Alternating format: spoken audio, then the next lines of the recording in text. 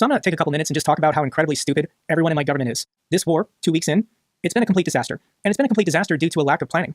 This chart right here shows the U.S. Strategic Petroleum Reserve. This is put out by the U.S. Energy Agency. And this shows, basically, there are these giant caverns in Texas that we fill with oil. And in the event there's a war in the Middle East or a crisis, these are the reserves that we should be releasing and using to protect America, but also help our allies.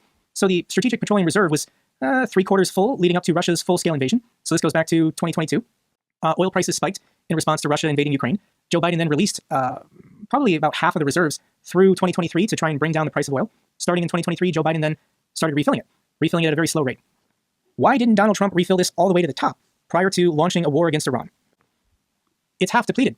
So Trump has announced he will release 172 million barrels of oil from the Strategic Petroleum Reserve because oil prices are spiking. But that's basically going to cut in half what we currently have.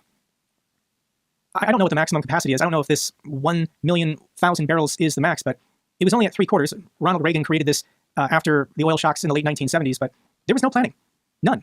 I don't think anybody in the White House anticipated that Iran would still be standing after 2 weeks, and they would actually start mining and destroying ships in the Strait of Hormuz. In addition, the United States Navy only has 4 minesweeping vehicles in total, and none of them are in the Persian Gulf. I'm sure we're going to deploy them to try and help, but maybe we should have 4, and maybe they should have been in place prior to attacking Iran.